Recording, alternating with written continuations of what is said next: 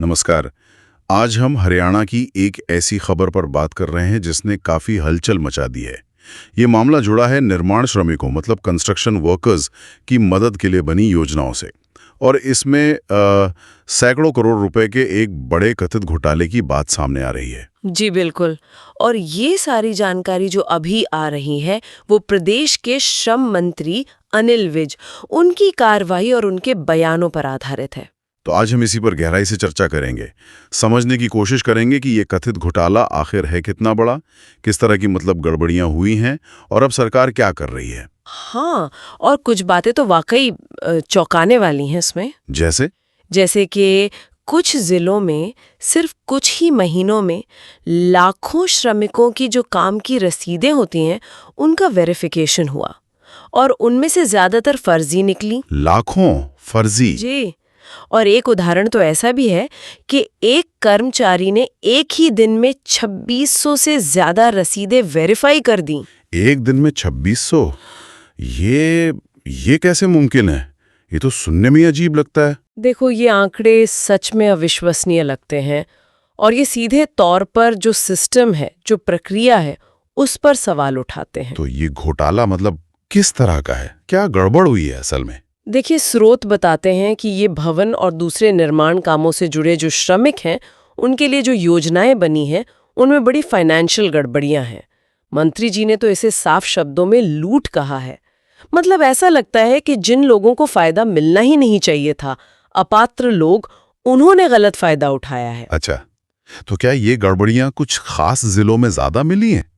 कहीं पर फोकस था क्या जांच का? हाँ, शुरुआती जांच में 6 जिलों पर खास ध्यान दिया गया। हिसार, कैथल, जींद, सिरसा, फरीदाबाद और भिवानी। जब ये मामला मंत्री जी के सामने आया तो उन्होंने एक 33 मेंबर कमेटी बनाई और इस कमेटी ने इन 6 जिलों में 1 नवंबर 2024 से 31 जनवरी 2025 के बीच जो भी रसीदें वेरीफाई हुई थीं उनकी जांच की और उसमें काफी गंभीर गड़बड़ियां मिली। और मंत्री जी का अंदाजा क्या है? ये मामला कितना बड़ा हो सकता है? आपने शुरू में कहा सैकड़ों करोड़। जी, मंत्री जी का दावा तो यही है कि ये कई 100 करोड़ रुपए का घोटाला हो सकता है। उनके मुताबिक अगस्त 2023 से मार्च 2025 के बीच लगभग 12 लाख श्रमिकों की कार्य रसीदों का वेरिफिकेशन हुआ। 12 लाख? हाँ, और जांच में पता चला कि इनमें से ज्यादातर फर्जी थीं।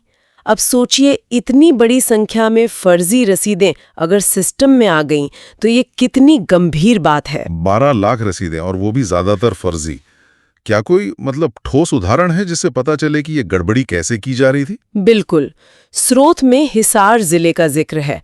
वहां सिर्फ 3 महीने में आप सोचिए 1,45,582 रसीदें वेरीफाई की गईं। 3 महीने में 1.5 लाख के करीब? जी। और उससे भी ज्यादा चौंकाने वाली बात यह है कि एक ही कर्मचारी ने अकेले 44,741 आवेदन वेरीफाई कर दिए। अकेले एक कर्मचारी ने 45,000 के करीब? हाँ, और उसी में ये भी शामिल है कि एक दिन में 2646 रसीदें वेरीफाई की। एक दिन में 2600 से ज्यादा? ये तो शारीरिक रूप से संभव ही नहीं लगता। एक रसीद देखने में भी कुछ सेकंड्स तो लगते होंगे। सही कहा। ये आंकड़े तो सिर्फ लापरवाही नहीं लगते, ऐसा लगता है कि ये एक शायद संगठित तरीका था। ये शायद कोई ऑटोमेटेड सिस्टम जिसमें जांच को पूरी तरह से अनदेखा किया गया। कोई और ऐसा ही मामला? फरीदाबाद का भी एक उदाहरण है। वहां एक कर्मचारी ने 2702 रसीदें वेरीफाई की। अच्छा।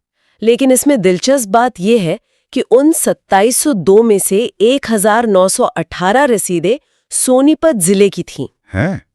फरीदाबाद का कर्मचारी सोनीपत की रसीदें वेरीफाई कर रहा था? जी। ये तो और भी अजीब है। एक जिले का कर्मचारी दूसरे जिले की रसीदें कैसे जान सकता है? ये तो सीधे सीधे नियमों का उल्लंघन हुआ है ना? बिल्कुल। प्रक्रिया का उल्लंघन तो है ही, शायद अपने अधिकार क्षेत्र से बाहर जाके काम करने का भी मामला बनता है और ये पूरी निगरानी व्यवस्था पर भी सवाल उठाता है कि ऐसा कैसे होने दिया गया। अब जब ये सब सामने आ गया है तो सरकार क्या कदम उठा रही है, क्या कार्रवाई हो रही है? देखिए, मंत्री अनिल विज ने अब आदेश दिया है कि पूरे हरियाणा में सभी जिलों में जितने भी रजिस्टर्ड श्रमिक हैं उनकी कार्य रसीदों का फिजिकल वेरिफिकेशन किया जाए। फिजिकल वेरिफिकेशन मतलब जमीन पर जाकर जांच होगी? हाँ, बिल्कुल। इसके लिए सभी जिलों के जो उपायुक्त हैं यानी डीसीस, उनको निर्देश दिया गया है कि वे अपने अपने जिलों में 3 मेंबर वाली कमेटी बनाएं। अच्छा, ये कमेटी कैसे बनेगी? कौन लोग होंगे इसमें? हर कमेटी में श्रम विभाग, लेबर डिपार्टमेंट का एक प्रतिनिधि होगा और साथ में 2 और सदस्य होंगे जो स्वतंत्र होंगे, किसी और विभाग के राजपत्रित अधिकारी, गजेटेड ऑफिसर्स। और इनका काम क्या होगा? ये कमेटियां हर गांव और शहर में जाकर मौके पर जांच करेंगी। ये देखेंगी कि रजिस्ट्रेशन कैसे हुआ था, रसीदें कैसे वेरीफाई हुई, क्या प्रक्रिया अपनाई गई थी और उसमें क्या-क्या खामियां थीं। और रिपोर्ट कब तक देनी होगी? उन्हें 3 महीने का समय दिया गया है अपनी रिपोर्ट सौंपने के लिए। और जो अधिकारी या कर्मचारी इस सब में शामिल पाए गए हैं या जिन पर शक है, उनके खिलाफ क्या हो रहा है? मंत्री जी ने उन सभी के खिलाफ विभागीय कार्रवाई मतलब डिपार्टमेंटल एक्शन के आदेश दिए हैं और साथ ही राज्य के जो मुख्य कानूनी सलाहकार होते हैं, महाधिवक्ता, एडवोकेट जनरल, उनको भी लिखा गया है ताकि इन मामलों में क्रिमिनल एक्शन यानी आपराधिक कार्रवाई भी शुरू की जा सके। स्रोत में किसी राजनीतिक पहलू का भी जिक्र था शायद? हाँ, स्रोत के मुताबिक मंत्री विज ने ये आरोप भी लगाया है कि एक खास राजनीतिक पार्टी से जुड़े लोगों का जानबूझकर रजिस्ट्रेशन करके उन्हें गलत तरीके से योजनाओं का फायदा पहुंचाया गया। अच्छा। पर यह ध्यान रखना जरूरी है कि ये अभी मंत्री जी का बयान है, एक आरोप है। जांच में ही साफ हो पाएगा कि इसमें कितनी सच्चाई है। बिल्कुल। तो अगर हम संक्षेप में देखें तो हरियाणा की श्रमिक कल्याण योजनाओं में खासकर वो शुरुआती 6 जिले जो जांच के दायरे में थे, उनमें बड़े पैमाने पर गड़बड़ियां सामने आई हैं। जी, लाखों फर्जी रसीदें मिली, उनका वेरिफिकेशन ऐसी रफ्तार से हुआ जो यकीन करने लायक नहीं है और अब पूरे राज्य में फिजिकल वेरिफिकेशन और कार्रवाई के आदेश दिए गए हैं। और ये मामला सिर्फ सरकारी पैसे के गलत इस्तेमाल का ही नहीं है ना? नहीं, बिल्कुल नहीं। ये उससे कहीं ज्यादा गंभीर है। ये इस बात को भी दिखाता है कि कैसे सिस्टम की इन खामियों की वजह से जो असली हकदार हैं, जो जरूरतमंद श्रमिक हैं, वो उन फायदों से वंचित रह जाते हैं जो असल में उनके लिए बने हैं। सही कहा। ये सिर्फ पैसों की हेराफेरी नहीं है, ये उन असली हकदारों के साथ एक तरह का अन्याय भी है। बिल्कुल। और वो जो फरीदाबाद सोनीपत वाला मामला सामने आया, वो वाकई सोचने पर मजबूर करता है। हाँ, वही मैं भी सोच रही थी।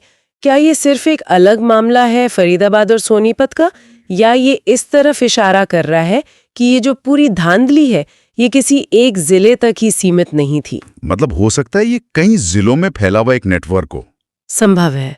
हो सकता है इसमें अलग अलग जिलों के बीच कोई तालमेल रहा हो, या शायद ऊपर के लेवल पे भी कोई मिली भगत हो। ये जांच का एक बहुत महत्वपूर्ण पहलू हो सकता है आगे चलकर। ये वाकई एक बड़ा सवाल है जिस पर शायद आगे की जांच से ही पर्दा उठेगा। चलिए आज की चर्चा यहीं समाप्त करते हैं। धन्यवाद। धन्यवाद।